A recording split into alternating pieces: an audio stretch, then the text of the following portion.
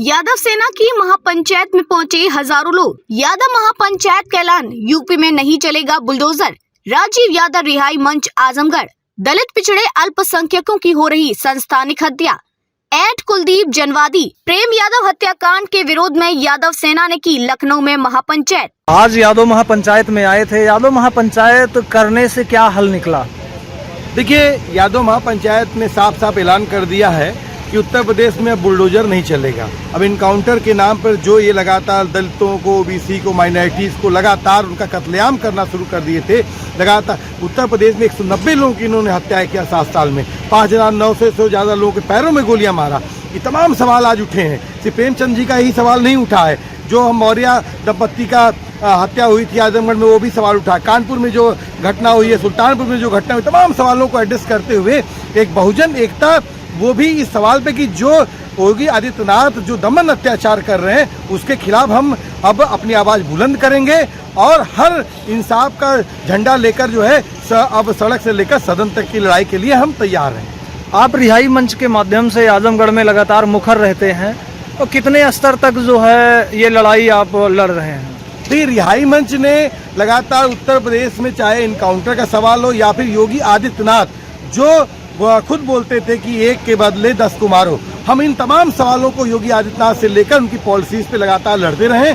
आज ये दौर जिस प्रेमचंद यादव की जब हत्या के बाद जो पूरा बहुजन यूनिटी हुई है, इसने हमारी लड़ाई को और मजबूत किया है। शायद जो जावेद मोहम्मद जो इलाहाबाद में थे, जिनका घर ढा दिया गया जो उनकी पत्नी के नाम से था, शायद अगर इसके पहले ये बहुजन एकता आज जो यादव महापंचायत में बनी है, ये एकता पहले बनी होती तो शायद योगी की नीतियाँ इतनी क्रूएल नहीं हो सकती थी। और हमने जवाब दिया है इसके पहले भी। 2 अप्रैल 2018 को तो पूरे देश में जब SC/ST कमज़ोर करने का प्रयास किया तो हमारे 13 नौजवानों को शहीद किया, लेकिन हम फिर भी लड़े। 13 पॉइंट रोस्टर का सवाल आया तब भी लड़े।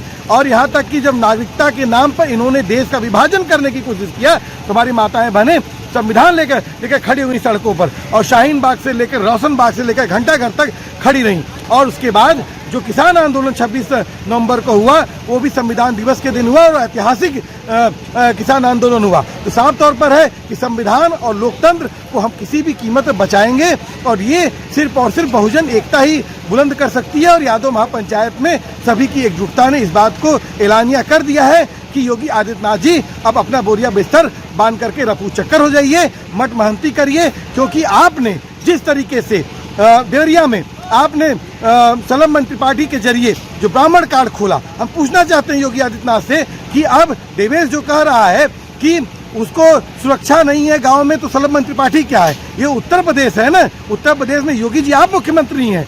अगर वो लड़का गांव में सुरक्षित नहीं है तो आप कैसा वो राज चला रहे हैं? प्रेमचंद यादव के घर पे आपने पूरा लावा लश्कर लगा करके 4 थाने की पुलिस लगाई है। हम पूछना चाहते हैं योगी जी कि आप कश्मीर बनाना चाहते हैं इसको, यहाँ पर जाति हिंसा कराना चाहते हैं? ये मणिपुर की तरह यहाँ पर जाति हिंसा ये करवाना चाहते थे, लेकिन शुक्रिया कि हाई कोर्ट ने स्टे किया और अभी हम जानते हैं ये बदमाशी करने की फिराक में है। अभी DM के पास ये मामला है कि ये पूरे मामले को लेकर हम, लेकिन यादव महापंचायत तमाम जो DM, तमाम जो कमिश्नर, तमाम जो सरकार शासन प्रशासन उसको चेतावनी देती है कि जमीन के सवाल को लेकर सिर्फ नहीं सवाल है, ये जमीन का सवाल है और जमीन के सवाल पर बहुजन कभी समझौता नहीं करेगा। हम सड़क से लेकर सदन तक इस सवाल को लड़ेंगे। कुलदीप जी, महापंचायतें तो किसान आंदोलन से शुरू हुई हैं और लगातार चल ही रही हैं पूरे प्रदेश में, लेकिन जो बहुजन तबके की एक बड़ी आबादी की हिस्सेदारी दलितों के रूप में मायावती की है और चंद्रशेखर रावण की है, कहीं न कहीं से देवरिया के मुद्दे पर शून्य दिख रहा है। आखिर कारण क्या रहा है? देवरिया के प्रकरण पर जो आप कह रहे हैं दलित नेताओं का, तो मैं आपको याद दिला दूं कि जहां तक BSP ऐसी पार्टी है, वो अपने आप को बाबा साहब अम्बेडकर के उत्तराधिकारी और उनके आंदोलन चलाने का दावा करती है। लेकिन जहां तक मुझे याद है, जब से मैं छात्र जीवन से राजनीति को समझ रहा हूं, आज तक उसने कोई आंदोलन नहीं किया है, पहली बात। दूसरी बात, वो उनका समाज में दमन और पीड़न होता है, उस पर भी कोई प्रतिक्रिया नहीं रहती है। वो बात अलग है, जब चुनाव आते हैं, चुनाव के 6 महीने पहले उसकी राष्ट्रीय अध्यक्ष सुश्री मायावती जी एक्टिव हो जाती हैं और अखबारों में बयान आने लगते हैं। उनका आंदोलन से कोई सरोकार नहीं, पहली बात। दूसरी बात, मायावती के अलावा ये मान लेना कोई दलित नेता नहीं है, गलत है। चंद्रशेखर आज़ाद की भीम आर्मी जो के साथी वहाँ पहुँचे थे, चौधरी अमर सिंह पटेल पहुँचे थे, उन्होंने जा करके मजबूती से जा करके जो है मिला, प्रेमचंद यादव के परिवार से मिला, और उन्होंने गौर करिएगा, उन्होंने बयान दिया कि मैं देवेश दुबे के परिवार से नहीं मिलूंगा। जब नीरज पटेल जी ने उनसे पूछा क्यों नहीं मिलेंगे, तो उन्होंने बताया कि उनसे मिलने वाले हजारों लोग हैं, लेकिन यहाँ प्रेमचंद यादव की हत्या हुई है और वो पीड़ित हैं। उनकी हत्या के बाद ये जो है प्रक्रिया हुई है और लोगों ने आक्रोश में आकर के घटना को कारित किया है। उनकी बच्चियों के, उनके बच्चों को, उनके परिवार को न्याय दिलाने के लिए वो गए और उन्हें मुखरता से बात रखी। ऐसे में ये कहना लाजमी है, गलत है कि वहाँ जो है लोग दलित समाज के लोग नहीं गए, पहली चीज। दूसरी चीज, देवरिया के बाद ये स्थिति साफ हो गई है, जो ब्राह्मणवाद का और जातिवाद का नंगा नाच जो है ये केंद्र सरकार और प्रदेश सरकार में लोग कर रहे हैं, इसका जो इनकी नौकरशाही है। आप ये बताइए कि योगी जी तो शासनादेश जारी नहीं करते कि जा करके अमुक व्यक्ति का घर गिरा दो। ये जनेऊ तंत्र जो है, जनेऊ लीला जो हो रही है, जब किसी दलित पिछड़े समाज के व्यक्ति के ऊपर अत्याचार होता है, तब उसके हताहत करने वाले, उसको नुकसान पहुंचाने वाले, उसकी हत्या करने वाले, उसका दमन करने वाले यदि दो जाति ब्राह्मण ठाकुर लाला बलिया है, तो उनके खिलाफ जो है बुलडोजर इनका नहीं चलता है, उनके खिलाफ एनएसए नहीं लगता है, उनके खिलाफ उनका इनकाउंटर नहीं होता है। जैसा कि पूरे प्रदेश में योगी फर्स्ट में आपने देखा कि सैकड़ों नौजवानों की इन्होंने जो है हत्याएं करवाई एनकाउंटर करके पुलिस के माध्यम से, और हत्या करने वाले और संस्थानिक हत्या है। आप देख लीजिए कौन लोग थे, उनके नाम के आगे देख लीजिएगा कौन लोग थे, उनको प्रमोट करने का काम इन्होंने किया। उनकी कोई उपलब्धि नहीं थी। वो दलित अखिलेश समाज के लोगों 6000 से अधिक इन्होंने हाफ इनकाउंटर जिसको बोलते हैं, पैर में गोली मारिए, योगी सरकार मुहिम चला रही थी, पैर में गोली मारियो प्रमोशन लीजिए। ये आलम था। जितेंद्र यादव का एनकाउंटर आपको याद होगा, अनिल राजभर का एनकाउंटर याद होगा, राजेंद्र पासी का एनकाउंटर याद होगा, तमाम ऐसी घटनाएं हुई। सुल्तानपुर में भी कई घटनाएं हुई थी, अंबुज यादव का एनकाउंटर हुआ था, हम लोगों ने आंदोलन और प्रदर्शन करने का काम किया था। तो कहने का सही है, इनकी जो जातिवादी नीति है, इनके जो नौकरशाहों का जातिवादी जो रवैया है, वो आप लोगों ने देखा है, वो खुल करके देवरिया कांड के बाद सामने आ गया है। और ये इत्तेफाक ही नहीं है कि कानपुर में विश्वकर्मा भाइयों की हत्या होती, पंडित जी मारने वाले हैं, ब्राह्मण मारने वाले हैं। अमेठी में जो है राम अवतार गुप्ता को मारते हैं, तो पंडित जी हैं, सोच का लोटा छुए मार दिए।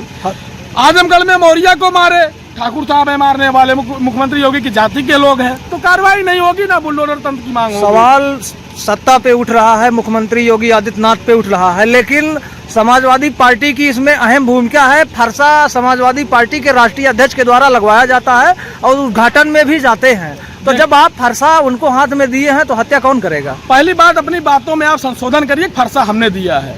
जो मानसिक रूप से पंगु होगा या विकृत होगा, वो फरसा लेकर के घूमेगा। 2022 में भारत की बहुजन आवाम परिवर्तन करने के लिए बैठी थी। अखिलेश यादव की मत मारी गई थी, वो फरसा लेकर के निकल पड़े। उनको मनुवादियों ने थमा दिया, कहा दलित पिछड़े अल्पसंख्यक समाज के लोग इसके पीछे लग गए हैं, इसको फरसा थमा दो, दलित पिछड़े समाज के लोग कट जाएंगे। अम्बेडकरवादी पिछड़े समाज के लोग कट गए, इनका दिमाग ठीक हो गया, आज सत्ता से बाहर है, विपक्ष में बैठे हुए हैं। तो फरसा लेकर के अखिलेश यादव चले हैं, कुलदीप यादव नहीं चले हैं। कुलदीप यादव का दिमाग पूरी तरीके से ठीक है। सामाजिक न्याय समाज हमें है, हमें पता है मंडल कमीशन लागू कराना है। हम मुख्यमंत्री बनेंगे, त्रिस्तरीय आरक्षण को मटिया मेट नहीं करेंगे, हम त्रिस्तरीय आरक्षण लागू कर देंगे। हम मंडल कमीशन की सिफारिशों को लागू कर देंगे और हम जो जाति जनगणना को करवा देंगे। ये नहीं विपक्ष में बैठ करके बात करेंगे। जब हमें मौका मिलेगा, पूर्ण बहुमत की मेरी सरकार रहेगी, तो मैं करवा दूंगा, जैसा कि बिहार में हुआ है। हित और अहित समाज को पहुंचेगा। देखिए, ये आज का जो भी सामाजिक न्याय के ऊपर था प्रोग्राम, ये पूरे प्रदेश देश में संदेश जाएगा, एक जागरूकता का पैगाम लेकर। यादव महासभा जो भी ओबीसी, एससी, एसटी, माइनॉरिटी का हनन हो रहा, उनके अधिकारों, वंचितों के अन्याय अत्याचार हो रहा है, उसके लिए हमें एकजुट होने की बहुत ज़रूरी है। इसलिए जो है अब बहुत तेज़ी से लोग जो है जागरूक हो रहे हैं, ओबीसी, एससी, एसटी, माइनॉरिटी के लोग। और इस तानाशाही सरकार जो भी है वो कुछ चंद 10% लोग जो है 90% लोगों पर राज कर रहे हैं। ये जो कि अब लोग जागरूक हो रहे हैं, ओबीसी एससी के लोग, जो अब 2024 में आने वाला इसको सबक सिखाएगा।